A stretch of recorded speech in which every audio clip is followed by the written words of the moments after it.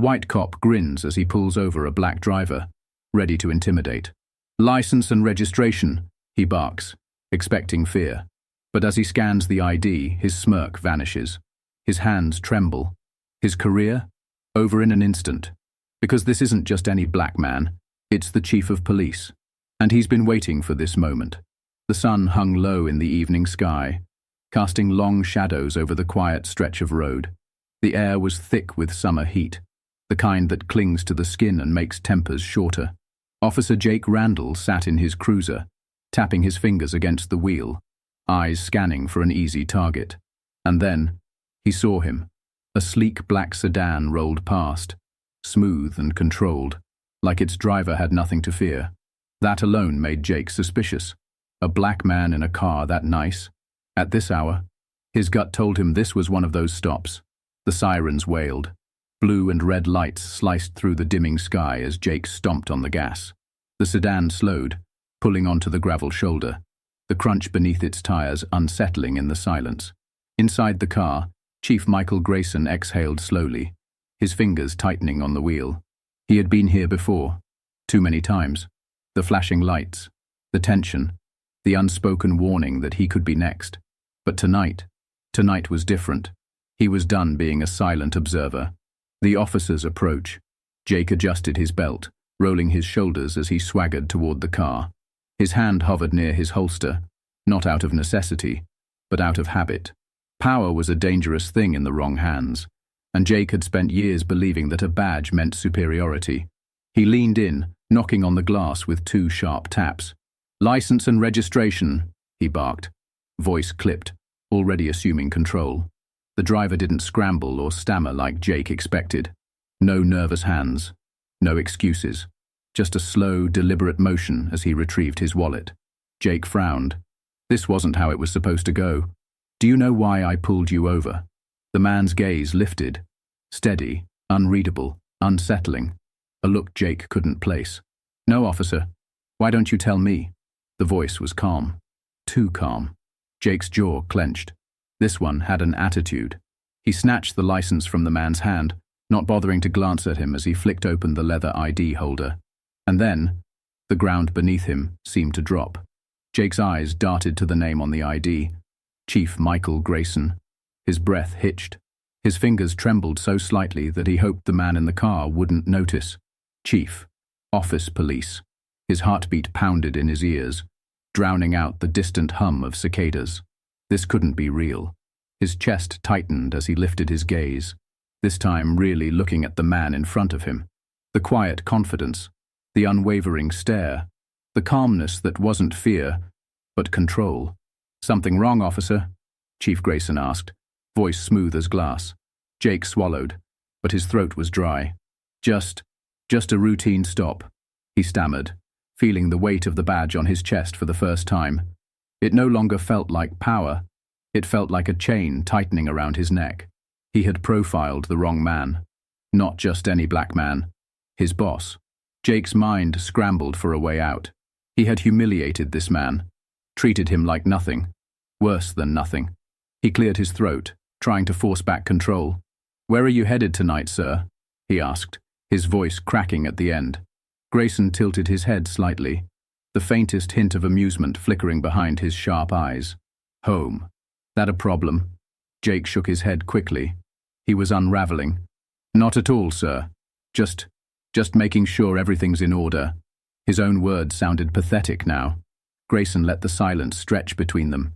He could see the sweat forming at Jake's temple, the rigid tension in his shoulders. For the first time, Jake wasn't the one in control. And he knew it. The crickets filled the silence between them. Jake's mouth was dry, but his palms, they were damp. He had spent years on this job, pulling over men who looked just like this one. Men who couldn't fight back. Men who swallowed their pride, kept their hands where they could be seen, and prayed they wouldn't become a headline.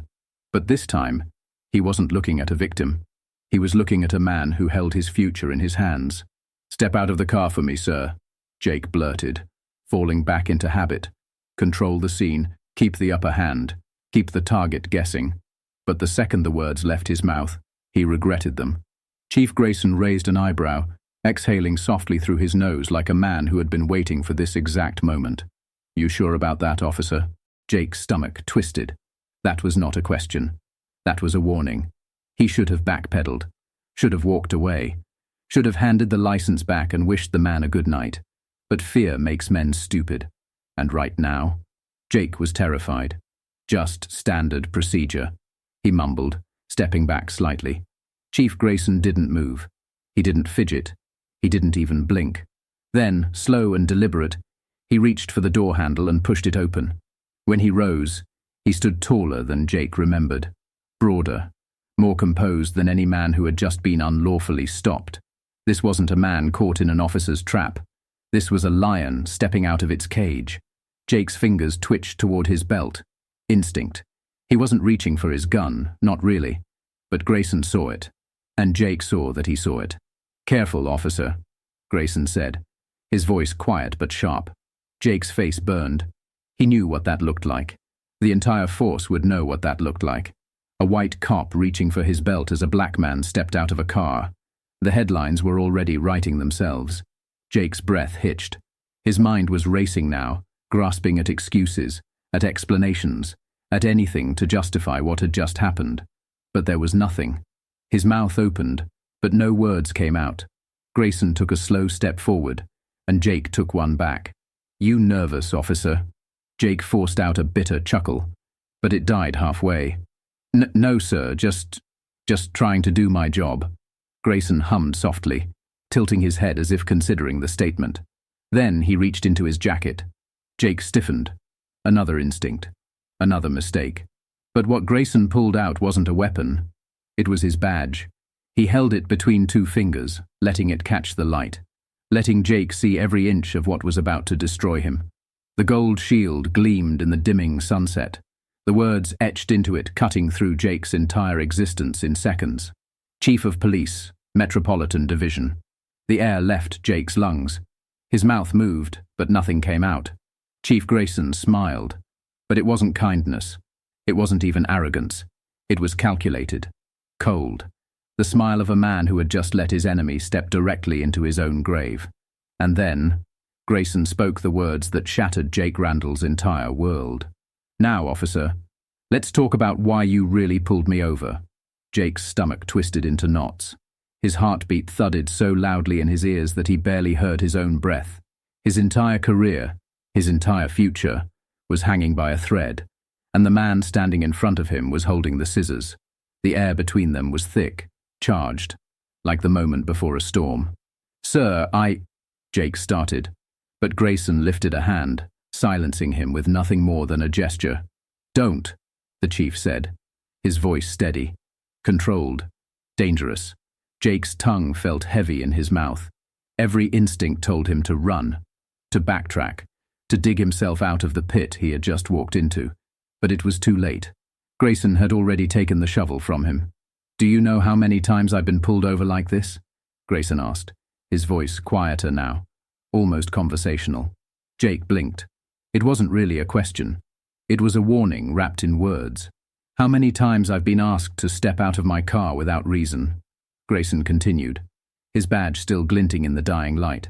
"How many times men like you have looked at me and seen a threat instead of a man?" Jake's mouth went dry. "Sir, I didn't—" "You didn't what?" Grayson's voice sharpened. "Didn't profile me? Didn't assume I didn't belong in this car? Didn't reach for your belt just now?" Jake opened his mouth, then closed it again. There was no excuse that would hold, no defense that wouldn't sound hollow, because Grayson wasn't guessing. He knew. And now, Jake knew he knew. The road had been empty minutes ago. Not anymore. A car had pulled over across the street. Then another. People were watching. A woman stood near her open driver's side door, her phone lifted slightly. Recording. Jake's pulse spiked, his entire body tensed. "Please step back into your vehicle, sir," Jake tried, his voice tight, desperate to regain control. Grayson didn't move. "You don't give me orders, officer," he said, tilting his head slightly. "Not anymore." Jake swallowed hard. The phone. The people watching. This was slipping further and further out of his hands. "Sir, His voice cracked. "I didn't mean any—" "Oh, you meant it." Grayson interrupted. "You meant every second of it. And now, you're going to answer for it." A new sound filled the air, the crackle of a police radio from Grayson's belt. "This is Chief Grayson. I need a supervisor at my location now." Jake felt the blood drain from his face. A supervisor. The word sent ice down his spine. His mind spun, grasping at anything that could undo the last 5 minutes, anything that could erase what had just happened. But there was nothing. He had written the ending of this story the second he flicked on his lights. Minutes stretched. Jake didn't know how long he stood there, feeling the weight of his own mistakes pressing down on his shoulders like wet cement. Then, from a distance, sirens. A new patrol car pulled up, stopping behind Jake's cruiser. Sergeant Bill Tanner, a no-nonsense veteran, one of the senior officers in the department. Jake knew him well. Tanner stepped out slowly, eyes darting between the chief and Jake. The tension was thick enough to suffocate. "Chief Grayson," Tanner said carefully, his voice neutral. "What's going on here?" Jake's breath hitched. This was it. Grayson turned slightly, his posture still composed, still in complete control. "Sergeant," he said, his voice impossibly calm. "I was just pulled over without cause, escalated without reason, profiled without hesitation, and I have the entire interaction documented." Jake thought he might vomit. His knees felt weak, his chest constricted. He was drowning. "Is that so?" Tanner's gaze flicked to Jake, his expression unreadable. "Randall, is that true?" Jake's throat closed up. What was he supposed to say? Lie? Deny? Beg? Nothing could save him now. Grayson had already made sure of that. Jake's body locked up as all eyes turned to him. His mouth felt like sandpaper. "Well?" Tanner pressed, his voice edged with something dangerous. Jake wanted to deny it, wanted to make excuses, but the weight of the moment crushed him. The chief wasn't bluffing. Every second of that stop was burned into his memory, and worse, into that damn phone recording across the street.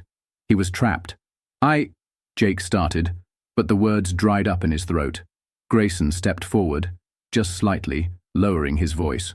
"Go ahead, Randall. Explain yourself." It wasn't a request. It was a dare. Jake forced himself to meet the chief's gaze, but the power was gone. The confidence, the smugness, the certainty that the man standing in front of him was less, all of it had evaporated. Sir," Jake stammered, his voice barely above a whisper. "I made a mistake." Grayson let the words hang between them for a moment, before exhaling sharply through his nose. It wasn't relief. It was disappointment. "You made more than a mistake," he said. "You made a choice, and now you're going to live with it." Sergeant Tanner's radio crackled. Another unit was arriving. Jake wasn't used to being on this side of things. "Chief, do you want to file a report?" Tanner asked, keeping his expression neutral. Grayson's gaze never left Jake's. "Already in progress," he said smoothly. "I'll be personally overseeing this case. Randall's actions will be reviewed internally, and I'll make sure the findings don't get buried." Buried? Jake's stomach plummeted. This wasn't just an internal slap on the wrist. This was serious. Tanner nodded once, his face unreadable. "Understood, Chief." He turned to Jake. "Hand me your badge." Jake's breath hitched. Sir?" he croaked, his mind reeling. "Your badge," Tanner repeated, his tone sharper this time. "Right now." Jake hesitated, feeling every officer watching. The humiliation burned hot against his skin. Slowly, with trembling fingers, he unpinned his badge. The weight of it in his palm felt different now. Not power, not protection, just a piece of metal that no longer belonged to him. He extended it toward Tanner, his hand visibly shaking. Tanner snatched it without hesitation. Then came the worst part. "Your gun, too." Jake's vision blurred for a second. His entire world was collapsing in real time. He had walked into this night thinking he was the one in control, thinking he decided who was worth respect and who wasn't.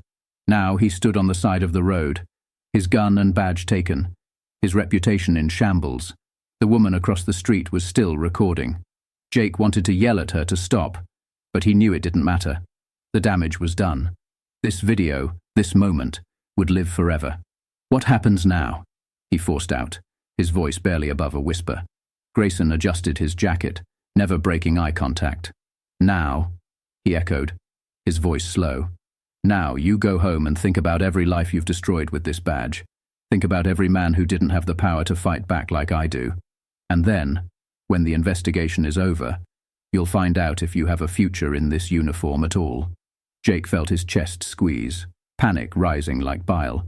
The uniform had been his identity, his shield, his world. Now, it was slipping through his fingers. Tanner exhaled and nodded toward the second unit pulling up. "Get in the car, Randall," he ordered. "We'll sort the paperwork downtown." Jake hesitated, his pride clawing at him, screaming for him to fight back. But one glance at Grayson, at the way he stood, calm, firm, untouchable, and Jake knew this was over. Silently, he turned and walked toward the patrol car. Each step felt heavier than the last. As the door slammed shut behind him, he caught one last glimpse of Chief Grayson standing tall in the fading sunlight. He had waited for this moment, and now, justice had finally arrived. The drive back to the station was silent. Jake sat in the back of the patrol car, his reflection staring back at him in the window. A man stripped of everything. His badge, his gun, his pride, his future. The roads he once patrolled, where he held all the power, looked different now. Colder, harsher. He had never thought about how many men he had forced into this exact position. The cuffs, the ride, the shame. And now he knew.